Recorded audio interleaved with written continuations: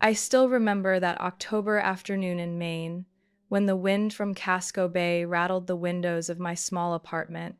After a long shift at the book cafe, all I wanted was to sink into my old armchair, but the stack of mail by the door stopped me. Among the bills, flyers, and meaningless letters, one cream-colored envelope stood out. The careful handwriting on it made me freeze. It was my grandfather Henry's handwriting, the man who had passed away just 4 months earlier. My hands trembled as I picked it up. My whole childhood rushed back, the faint smell of cigars in the garage, his booming laugh when he told winter duck hunting stories. The warm hugs every time I stepped onto the porch of that old wooden house on the outskirts of Bangor. I bit my lip, pulled a chair up to the small dining table, and sat down as the golden light of sunset filled the room with a cold glow. Inside the envelope was a thick stack of papers, with a handwritten letter on top. I opened it, took a deep breath, and almost heard his voice in my ear. Zoe, if you're reading this, it means your grandmother and I have gone to rest. Don't cry, we're still here, in every oak tree and every wall of the house on Willow Hill. I swallowed back tears and kept reading. His words were direct, with no hesitation.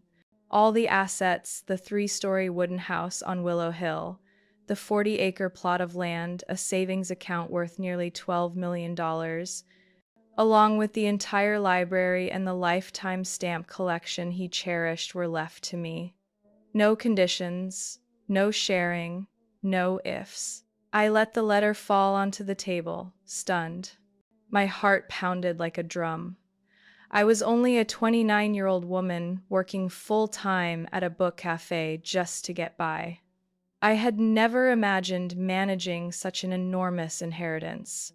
The house on Willow Hill was part of my childhood, the place where I ran around the wooden fence, lay listening to Grandma Eleanor tell stories about immigrating from Ireland, and rummaged through drawers full of old photographs. I looked down at the will. The last line felt like a commandment. We believe only you understand the true value of this place. Keep it safe. Don't let anyone tarnish its memories. The room fell silent, the only sound the ticking of the wall clock.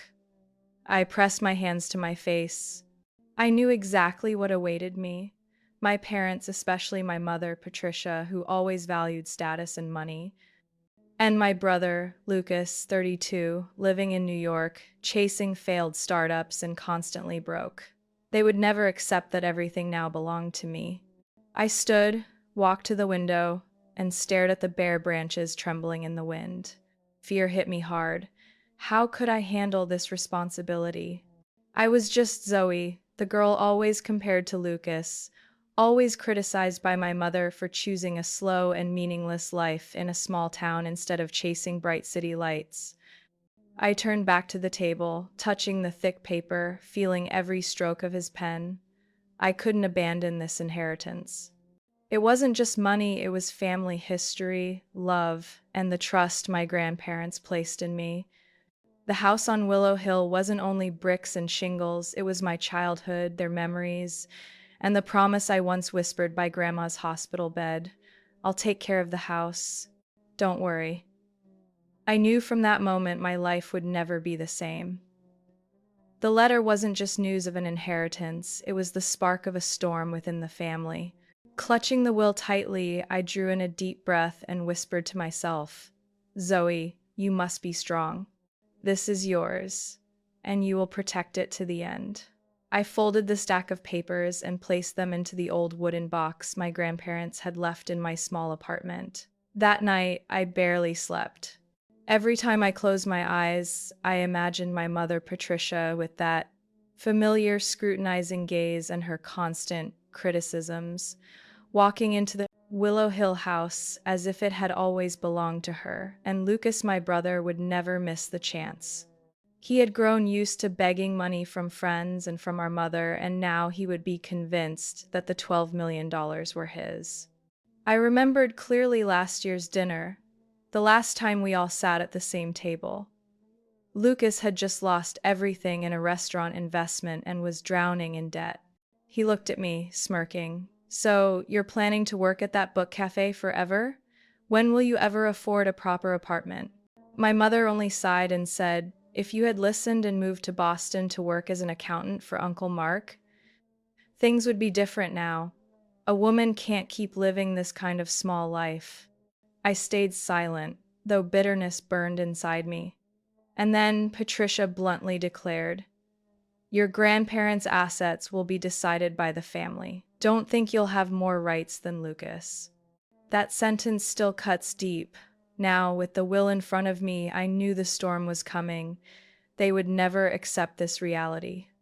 The next morning, I drove back to Willow Hill to check on the house. The winding road through the autumn forest was covered with golden maple leaves, reminding me of the times Grandpa drove me home in his old truck. I stopped in front of the tall wooden gate, its paint peeling, the lock rusted. The three-story house loomed, both majestic and cold. My heart clenched. I knew this house was the spark that would ignite our family conflict. Just as I stepped inside, my phone vibrated.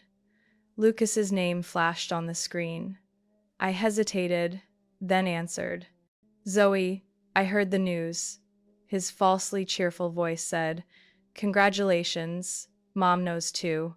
We need to talk about how to manage that money. There is no we, Lucas. This is a legal will, I said slowly, keeping my voice steady. He scoffed. Don't be naive. You think Mom will let this slide? That house, that money, it all has to be split. You can't decide alone. I hung up, my heart racing. A sense of dread spread through me. That afternoon, before I could finish cleaning the dust in the living room, a black SUV pulled up in the yard. My mother stepped out, her face expressionless, in a long gray coat, high heels striking hard against the old wooden steps. Zoe, my stubborn girl, she said with a tone that mixed scolding and mockery. Do you think you can carry this alone? I invited her in, trying to stay polite. Her eyes swept across the room, pausing at everything, her lips curling faintly. This house is far too big for someone like you. It'll swallow you whole. Lucas and I will help manage it. Transfer the papers into all our names, and everything will be fine. I drew in a deep breath. Grandpa and Grandma trusted me with this. I will keep my promise to them. Her eyes flashed with anger. Don't test me, Zoe. You know Lucas needs to restart his career. This is the only chance for our family to rise again. Do you mean to bury everything just to cling to an old house? I looked her straight in the eyes and replied firmly, I will not sign any papers. Silence filled the room, broken only by the heavy ticking of the grandfather clock. She clutched her purse, lips pressed tight, then turned and left, throwing one last icy remark. You will regret this. The door closed and my legs gave way. I sank into the chair, cold sweat on my forehead. I knew this was only the beginning. Lucas would not stop at phone calls. My mother would not back down. Fear rippled through me, but alongside it, a strange strength rose. My grandparents had chosen me, and I would not let anyone steal their legacy. In the violet dusk outside the window, I whispered to myself, no matter what they do, Zoe will not back down. That night, I began carefully sorting each document, each key, each old photograph into a safe place. After my mother left Willow Hill, I sat silently on the wooden chair, my heart still pounding. Her words echoed in my head like a threat. I knew Patricia's nature well. Once she set her mind on something, she would never stop.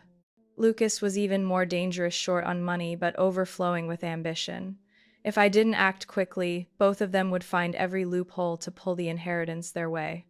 That very night, I opened my laptop and typed furiously into the search bar. Inheritance lawyer, Bangor, Maine. One name kept appearing in articles and forums, Caroline Brooks, 55, with more than 25 years of experience in family and real estate law. People described her as the steel woman in the navy blue suit, always calm yet sharp enough that opponents rarely stood a chance. I knew she was my only hope to protect my grandparents' legacy. The next morning, I scheduled a meeting at her office in downtown Bangor. The street buzzed with traffic, so different from the quiet of Willow Hill. Inside, shelves were lined with thick law books, neatly stacked files, and the faint aroma of strong coffee. Caroline stepped out to greet me, slender frame, silver hair in a tidy bun, eyes bright with authority. "Zoe, I've heard a little about your case," she said, shaking my hand firmly. "Now, tell me everything from the beginning." I laid it all out: my grandfather's letter, the will, Lucas's phone call, and the tense encounter with my mother. She listened closely, occasionally nodding, sometimes scribbling notes. When I finished, Caroline leaned forward. "Listen, the will you hold is valid, but left as it is, they can still drag you into endless lawsuits. The only way to shut it down at the root is to transfer all assets into a trust. From that moment, everything will be in a safe zone, untouchable." I blinked. "Can you do it right away?" "Of course, but it requires costs and your resolve. Once the trust is created, you'll be the sole trustee. Neither your mother nor Lucas will have any opening." Without hesitation, I nodded. We got to work immediately. She showed me draft documents, explained each detail: the land, the savings account, the stamp collection, even antiques in the house all had to be listed. Each item was numbered with proper certification. I signed page after page, my hand trembling slightly, but my heart gaining strength.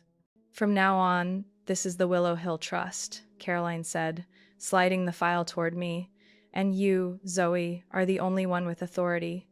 It felt like a burden had been lifted. I knew they would be furious when they found out, but at least I now had a legal wall protecting me. I looked at Caroline and whispered, "You don't understand. My mother and Lucas, they won't stop easily." "Oh, I understand," she replied with a thin smile, "which is why I've prepared a team. If they try fake papers or hire another lawyer to pressure you, we'll strike back." That afternoon, I drove back to Willow Hill with a copy of the trust in the trunk. Rain began to fall, heavy drops pounding against the windshield, reminding me that the storm was near. I locked the documents into my grandfather's old safe. When the metal door clicked shut, I felt steadier than ever. That evening, my phone rang nonstop. First, it was Lucas, his voice sharp. "What are you hiding? I know you met a lawyer. Don't be foolish enough to go against the family." I answered firmly, "I'm not against anyone. I'm just following the will." "Stop making excuses," he snapped. "You have no idea how far Mom and I can go." I cut the call. Minutes later, messages from my mother flooded in. "Zoe, you're making a mistake. Hand everything to me. There's still time to fix this. If not, don't blame me." I sat in the dark living room, lit only by the warm glow of an old lamp. Their threats sent a chill down my spine, but I realized something. I was no longer the passive girl I used to be. With the trust in my hands, I had the right to stand tall against the storm. Outside, the rain kept pouring. I closed the windows tightly and whispered, like a vow to my grandparents, "I will protect this place with everything I have." I decided to move permanently to Willow Hill the week after setting up the trust. My small apartment in Bangor had only been a temporary shelter, and now I had no reason to hold on to it. That morning, I loaded my old pickup truck with just a few boxes of books, clothes, and keepsakes. The road to Willow Hill was carpeted with blazing red maple leaves, the late autumn wind whipping hard, making me feel as though I was stepping onto a path with no way back. When the truck stopped at the wooden gate, I sat still for a few minutes, staring at the 3-story wooden house looming in the morning mist. Though the roof was moss-stained and the windows covered with dust, every detail reminded me of my grandparents. I almost heard my grandfather calling me down to the orchard to pick apples, and Grandma Eleanor softly singing as she baked in the kitchen. My heart ached, but determination swelled within me. This was not just property, this was family, blood, and memory. I began cleaning, Those first days, the house seemed to test my endurance. Every room was thick with dust. Cobwebs cloaked the ceilings. I wiped every window frame, beat the heavy curtains until my arms burned, and scrubbed the wooden floors until my hands were raw. Some nights I collapsed exhausted in my old bedroom, but whenever I opened my eyes to the quilt my grandmother had sewn, warmth returned to my chest. On the third day, I opened the attic. A faint beam of light from the small window fell across stacked wooden trunks. I lifted the lid of the first trunk. Inside were old family photos, papers, and Grandma Eleanor's diary. The yellowed pages, her graceful handwriting, told of her journey immigrating to America and the years she and Henry built a life at Willow Hill. I read hungrily, tears spilling when I came to the line, "If one day we are gone, I hope Zoe will keep this place as part of her heart." I closed the trunk, clutching the diary to my chest. It felt like she was still guiding me, showing me the path forward. I promised myself, no matter the storm, I will not let them take this house. But I wasn't naive. I knew Lucas and my mother would not stay quiet. Beyond preserving memories, I had to prepare for confrontation. I organized every document, contracts, receipts, copies of the trust, locking them in the safe and saving digital copies. I called Caroline, asking her to arrange a bank meeting to transfer all accounts under the trust's name. I also changed the locks and installed cameras around the house, my heart tightening at the cost, but knowing I couldn't afford to be careless.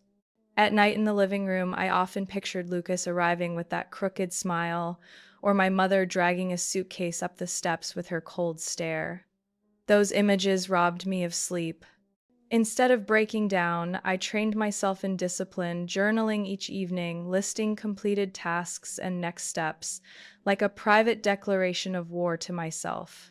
One early winter morning, while sweeping leaves on the porch, I heard a car stop at the gate. My chest tightened. The familiar black sedan gleamed in the sharp sunlight. Lucas stepped out in a long coat and polished shoes. He smiled, voice drawn out. "Little sister, great to see you moved back here. This house truly needs the whole family's hand." I gripped the broom handle tightly, forcing calm. "This is the house our grandparents left to me, Lucas. What do you want?" He shrugged, eyes flicking quickly toward the front door.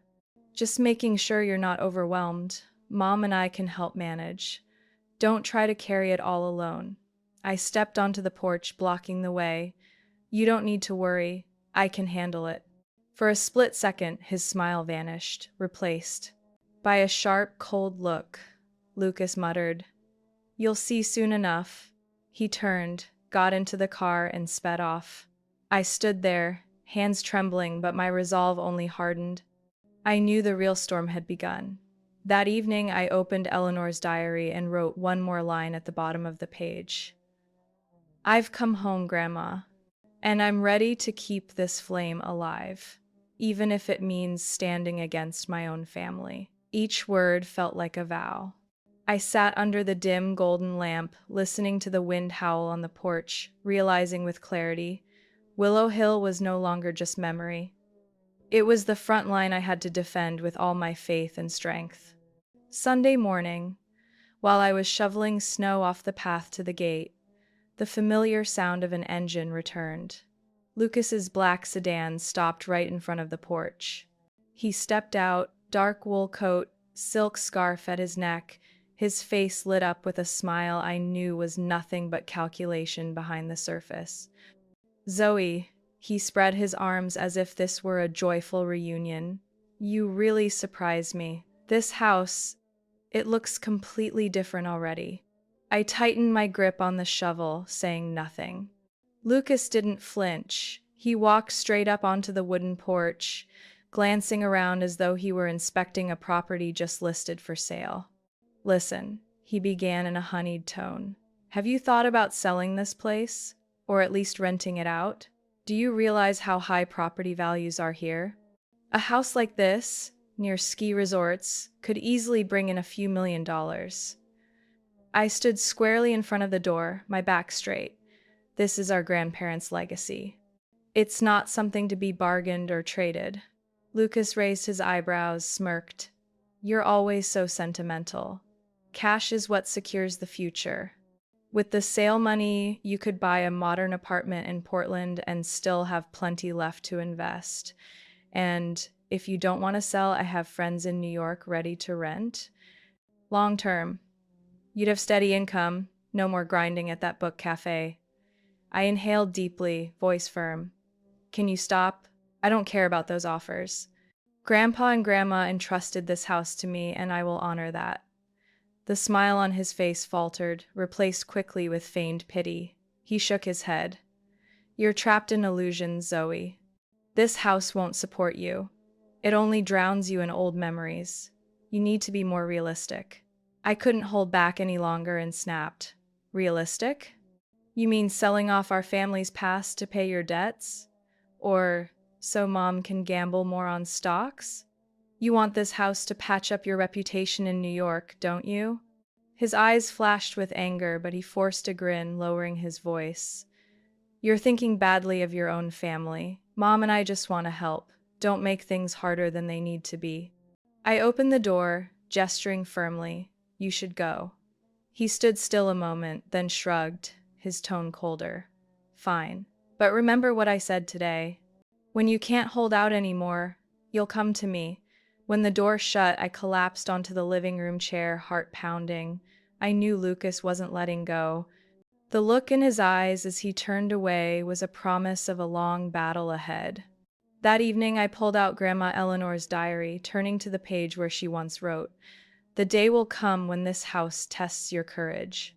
Remember, you keep it not just for yourself, but for everyone who ever called it home."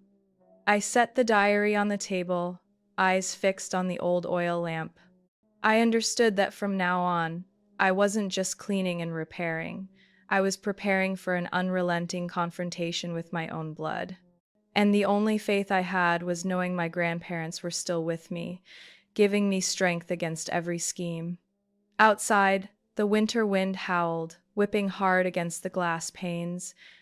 I pulled a blanket tightly around myself and whispered, I won't sell. I won't rent.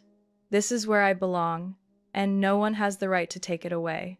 Late the next afternoon, while I was repainting the old wooden doors, the familiar sound of a car drifted up the dirt road to Willow Hill. I froze. A silver SUV pulled up to the porch. My mother, Patricia, stepped out, her posture perfectly straight, a luxurious fur coat wrapped around her, her face carefully made up as if she had just left a Boston gala, rather than standing in front of my grandparents' worn old house. Zoe, her voice rang out, cold but coated with false gentleness. I need to talk to you. I set the paintbrush aside, wiped my hands on my jeans. Even though I had prepared myself, my chest tightened. She walked straight into the house without waiting for an invitation, her heels clattering on the wooden floor. Her eyes swept across the living room, lingering on the oil lamp, the embroidered sofa cover that had belonged to Eleanor, and finally on the new safe I had placed in the corner. I caught her glance and instantly knew the purpose of her visit. This house is beautiful, she said, slowly lowering herself into a chair, but it's too much for you to manage alone. Daughter, I've thought carefully. The best way is for you to sign power of attorney to me. I'll handle everything, taxes, insurance, real estate paperwork. All you need to do is focus on your life without the headache. I sat opposite her, my hands gripping each other to stay steady. Thank you for worrying, Mom, but everything has been placed in the trust. I'm the sole trustee. No other authority is needed. Her lips curved into a faint smile, but her eyes stayed sharp as glass. Zoe, you're naive. Do you really think you can protect this fortune by yourself? Lucas needs capital for his new project, and I have financial experience. You have nothing but stubbornness. If you don't sign, this family will be torn apart. I drew a deep breath, my voice steady. I've made my choice, Mom. This was Grandpa and Grandma's decision, and I will honor it. The air grew heavy. She placed her handbag on the table, pulling out a folder. Here's the draft power of attorney I prepared. All it needs is your signature, and everything will be smooth. I pushed the papers back firmly. I will not sign. You may be angry, you may blame me, but I will not betray their will. Patricia rose slowly, fury mixed with disappointment in her eyes. Zoe, you're standing against your own mother. Do you know what that means? I stood too, meeting her gaze, my body trembling but refusing to yield. I'm not against anyone. I'm protecting what they entrusted to me. For a long moment, our eyes locked, hers burning with control, mine with determination. Then she inhaled sharply, gathered the papers, and strode toward the door. Just before leaving, she turned back, her voice cutting like a blade. You'll regret this, Zoe. When the bills pile up, when you can't handle it all, you'll beg me for help. The SUV roared off, leaving a cloud of dust at the gate. I collapsed onto the porch steps, my breath ragged.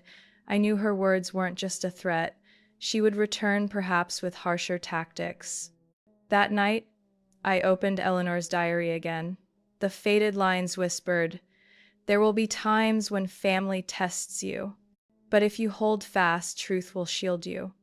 I added my own line beneath. I said no to my mother today. And I will keep saying no, no matter the cost.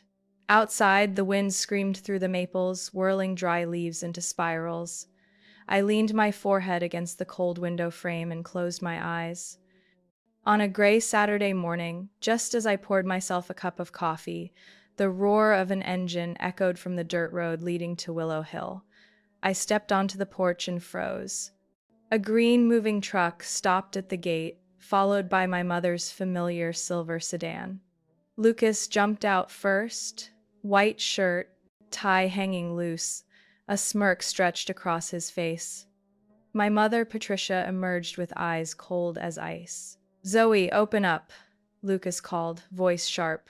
"We've got new papers. This house isn't just yours anymore." I stood still, clutching my mug, chest tightening. Two men in work clothes followed Lucas up the steps, ready to enter as if this were routine. My voice came out firm. "No one crosses this threshold. Show me the papers." Lucas strode forward, pulling a folder from his briefcase, waving it in front of me. "Here's the new legal document. Mom found another lawyer. He confirmed the previous will had mistakes. All assets must be divided." I flipped through quickly, crooked signatures, smudged stamps. I didn't need a minute to see it, a forgery. My heart raced, but my tone stayed calm. "These papers are worthless." My mother cut in, her voice rising. "Zoe, stop being stubborn. This family needs cooperation. If you resist, the authorities will side with me." I dialed Caroline Brooks without hesitation. She answered almost immediately. "Caroline, they're here with a truck and fake papers. I need you now." "Stay calm, Zoe." Caroline's voice was steady. "I'll contact the county office and come right away. Don't let them take a thing." I looked straight at Lucas and my mother. "I've called my lawyer. County officials are on their way. If you want to explain these documents, be ready." In that instant, Lucas's smirk vanished. He turned to the movers, muttering, "Just start hauling. Now." I blocked the doorway, voice steel. "Anyone crossing this line will deal with the police." The tension snapped tight. The movers hesitated, eyes shifting nervously. They weren't willing to risk legal trouble. At last, they backed off, waiting. An hour later, Caroline's car pulled up, accompanied by a county officer in a jacket with a badge. They walked straight to the porch. Caroline lifted the forged documents barely, glancing before shaking her head. "This is falsification of notarized records," she said, her voice like a blade, clear evidence of a crime. The officer took notes, comparing the forgery to the trust I had locked away. He confirmed, "The Willow Hill Trust is valid. Zoe is the sole trustee. You two have no legal rights here." Lucas's face drained, stammering, I thought there was some mistake." Caroline crossed her arms. "Mistakes don't come with forged stamps and sloppy signatures." Do you realize this could bring criminal fraud charges? My mother flushed red, her voice shaking. We only wanted to protect the family's interest. This girl doesn't know how to handle money. Caroline locked eyes with her. Mrs. Patricia, if you continue this harassment, we'll file for an emergency protective order for Zoe. This is no longer a family dispute, it's the law. My hands trembled, but not from fear, from release. My whole life I had avoided confrontation, yet now I stood tall, watching the ones who belittled me exposed in plain sight. The truck rolled away in silence, leaving Lucas and my mother sitting motionless in the silver sedan. Before starting the engine, Lucas looked back at me, his eyes a mixture of rage and confusion. Caroline placed a reassuring hand on my shoulder, her voice softer.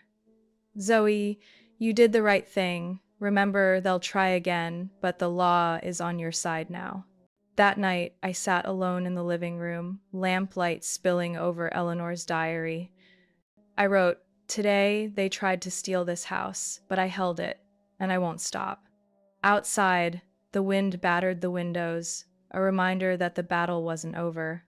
But inside me, a solid faith had taken root. For the first time, I felt the true strength of standing up for what's right, even when facing my own family. After the moving truck and forged documents were exposed, calm slowly returned to Willow Hill. At first, I still startled every time an unfamiliar car stopped at the gate, but then I realized Lucas and my mother had lost their strongest weapon. The county was investigating the forgery, and Caroline told me plainly that Lucas could face fraud charges. Word spread faster than I expected. People in town began looking at me differently, with sympathy, even respect. I chose not to dwell on the gossip. Instead, I poured my energy into turning Willow Hill into a true home. The big house was no longer a burden, but a place where I could rebuild trust in myself. Mornings, I worked in the garden, planting lavender Eleanor once loved. When the purple blooms spread across a corner of the hill and their fragrance filled the porch, I felt as if she were still guiding my every step. I also repaired the old chicken coop behind the house. A few golden hens from a neighbor's farm soon became a steady source of fresh eggs. Sometimes I laughed at myself, once a girl who only knew how to brew lattes in a book cafe, now comfortable tending gardens and chickens. Yet it was this simplicity that made my heart light. The trust fund, after Caroline helped me reinvest safely, provided steady income, no more scraping by. Instead of spending lavishly, I chose to give back. I went to the town library and offered to fund a reading program for children. Seeing their faces brighten when they received new books, I felt I was continuing my grandparents' legacy, bringing knowledge and kindness to the community. On weekends, I drove to the local church, volunteering with the group that cooked meals for the homeless. At first, some recognized me as the girl with the family inheritance fight, but gradually, they just saw me as another volunteer. Handing a warm meal to an elderly man shivering in the cold, I knew I was stepping out of the shadow Lucas and my mother had cast. Every evening on the second-floor balcony, I opened Eleanor's diary. Some passages I knew by heart. This house only has meaning when it nourishes the heart of its keeper. If one day it is yours, live fully in it, don't let it become cold walls. Those words became my compass for shaping a new life. Winter gave way to lush spring. The apple tree behind the house bloomed white. I hosted a small dinner, inviting new friends from town, Pauline the librarian, old farmer George, and a young couple who had just moved nearby. Laughter filled the dining room that once held only silence and tension. That night, I realized I had found family again, not in blood, but in genuine hearts. Lucas disappeared from my life once he faced legal consequences. His angry messages eventually stopped. My mother sent only a few short emails, sometimes blaming, sometimes pleading. I never replied. To reclaim peace, sometimes you must let go. Now each morning I brew a pot of coffee and sit on the porch, watching the sun rise over the hill. The only sounds are bird song and the wind through the maples. I smile and whisper, I've kept it, Grandpa, Grandma. Not just kept it, but brought it back to life. Willow Hill is no longer a battleground. It is my home, where memory and present meet. Above all, it is proof that I can stand tall and find true freedom, even when those closest to me once betrayed me. Zoe's story reflects a reality many Americans recognize today. Family members sometimes try to seize what isn't theirs, turning kinship into a burden. Yet her journey shows that with clear legal steps, firm resolve, and courage, we can protect both inheritance and dignity. In real life, countless middle-aged and older adults have faced family rifts over money or property. The lesson is clear: set boundaries, learn to say no, and rebuild the peace you truly deserve. What do you think of Zoe's journey from being pushed into turmoil by her own family to reclaiming her true freedom? Share your thoughts in the comments, and don't forget to follow the channel for more heartfelt family stories.